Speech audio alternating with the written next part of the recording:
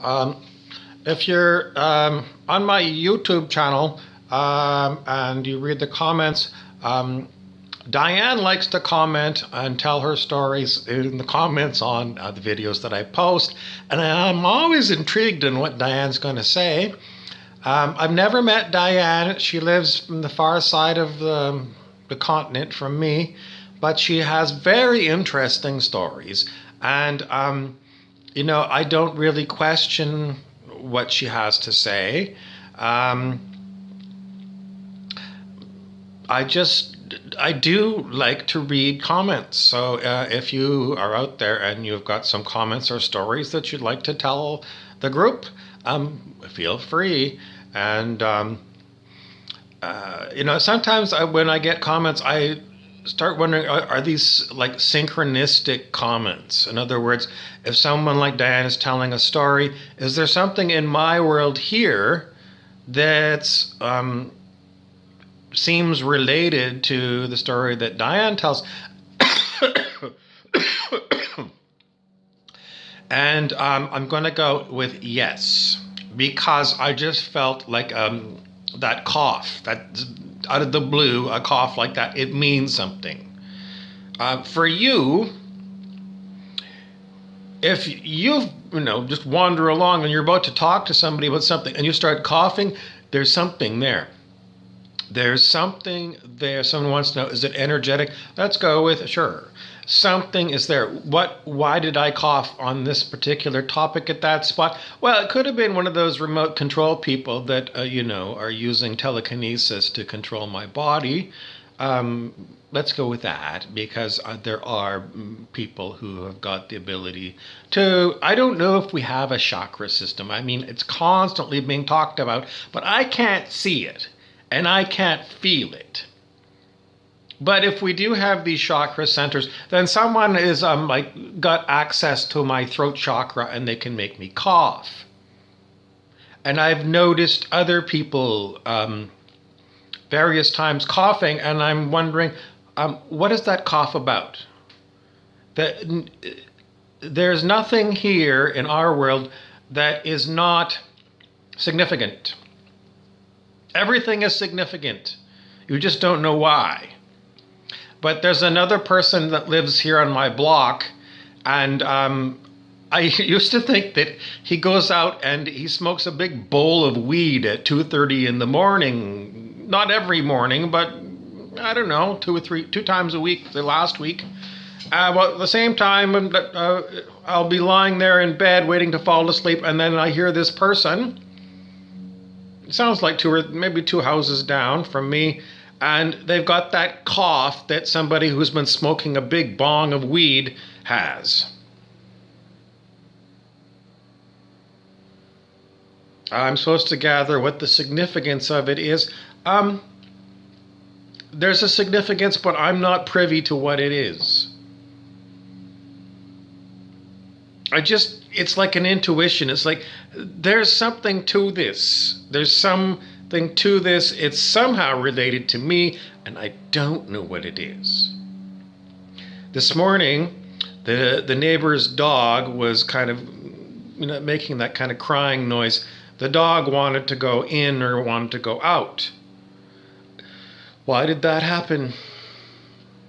It's like no one is listening to the dog, and, today no one is listening to me or something. I don't know. Sometimes it's just like, the relationship is not clear, to me on why this is happening to other people. But if there are people around you that are all of a sudden all choked up or they're starting to cough,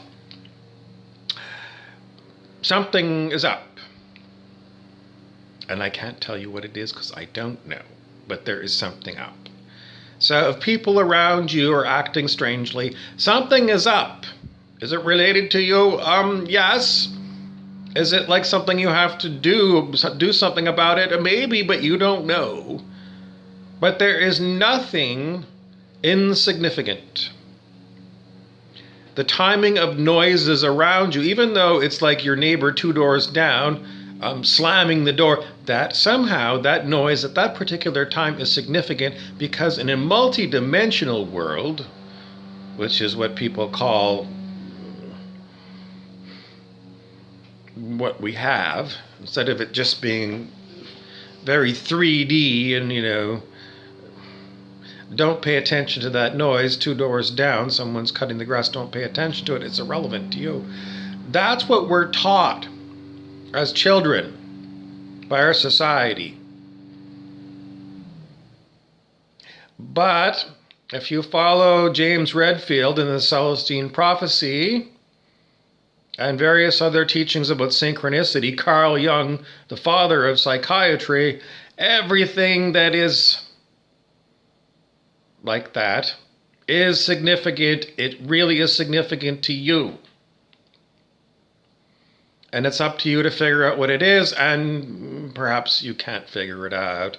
Perhaps it's going to take more years of synchronicities that you don't really understand what the synchronicity is supposed to be telling you. But it's keep paying attention to it. You're aware of it. It's very frustrating when you don't really know what the universe is trying to tell you. Is it the universe or is it other hidden beings? I don't know. I can't understand it. All I know is that what we're told by human commentators is stupid. Human commentators that are talking about synchronicity don't have insight. I haven't found anybody yet who's got insight onto it all. People talking about other dimensions or whatever, okay, but it's not anything I can really make a mental map about. But there's something there, and maybe sometime we will come up with a mental map of what kind of beings are making all of us work in synchronicity. Somebody might say God, but I don't think it's God. I think from the human perspective, because we're totally blind as to what's going on in, let's call it, other dimensions. We're totally blind, we're totally ignorant, and there's no one we can ask that knows anything. And it's just a primitive reflex to say, well, it's God, but I don't think it's God. It's not a supreme being, it's people. Let's call them people. In other dimensions, maybe they're hidden somehow. I don't know. It's very frustrating, but let's call them people, and people are doing things. Why are they doing? Maybe it's computerized. Maybe it's timed with, an old-fashioned record player, a hi-fi. It's got a little dial on it so that you can fix the timing on it. It's got a strobe light on there. And you can use the strobe light to make sure that your turntable is turning at exactly, precisely 33 1/3 revolutions per minute so that you get perfect sound out of your hi-fi record player. And is that what these other beings are doing? Yeah, it could be that they're just using electronic instruments to time things. For us, maybe they're part of it too, and they need us to do things in time. They're trying to synchronize. I don't know. None of the commentators, none of the people who channel these extraterrestrials or extra-dimensional beings, no one has explained this. Why they're doing this. But I think it's people, because I've experienced a lot of different beings that come in and say hello to me one way or another. So I'm going to go still with its beings. And King Clancy wants to take a big steaming shit right now. King Clancy Wiggum. Remember from The Simpsons, Clancy Wiggum? Well, this particular being has been visiting me for, let's go with, a couple of years on a daily basis. And when he first came to me, he certainly sounded a lot like Clancy Wiggum. And he didn't have any other name. So the other beings that are around in me, we call him Clancy. And then we get the feeling sometimes that perhaps there's more than one being who is using the voice and sort of the psychic feel of the Clancy. We call it the Clancy engram. Anyways, that Clancy that was feeling very steamed and full of shit has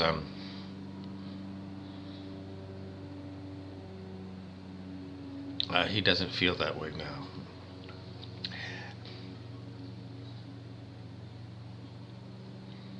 Anyway, thank you, Diane, for your writings. You know, I do read them, and so far I don't see a direct relevance to my life, but I keep looking. I keep paying attention, and whatever you've written, I've read it, and if something relevant in my world comes up, I'm sure I'll make the connection. But so far, a lot of the stuff that you write is just, I take it in and I don't know how to respond to it because I don't have anything to go on.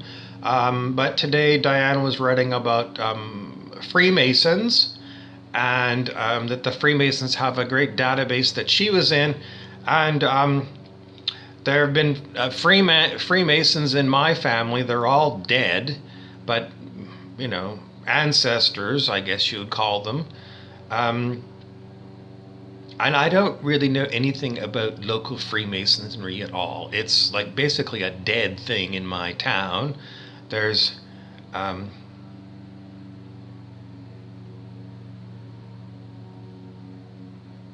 there's one Freemason lodge left in my town, and anytime I happen to drive by it, usually the parking lot is empty. There's another Freemason building that was built in the 80s, and it's a very large building, and it was recently sold and it's being repurposed for somebody else. So at one time in my community, I think that Freemasonry was very, very big. And today, it's a dead item. The only Freemasons that are left are probably about 85 years old. No young people that I know belong to Freemasonry, and as I said, when I go by that place, that lodge, there's never anybody there. Sometimes there'd be like one pickup truck there in the driveway, but it never looks like anything's going on there, and I'm kind of expecting that Freemason lodge will close down, because I can't imagine they can afford to support a building with no membership. So, I don't have anybody to ask if I'm in a Freemason database. The only other strange thing, didn't happen this year, but years past, there was one booth that was set up at a community event that was run by Freemasons, and they had this great idea that they wanted to chip your children the same way that you might chip your dog. So, you know, if your dog is lost, there's a electronic chip in there, and if the dog is taken to a vet, the vet can scan the dog and get a hold of this information that's on the chip to get the dog back to the owner. And that's the idea for children. It's creepy as all hell to chip children.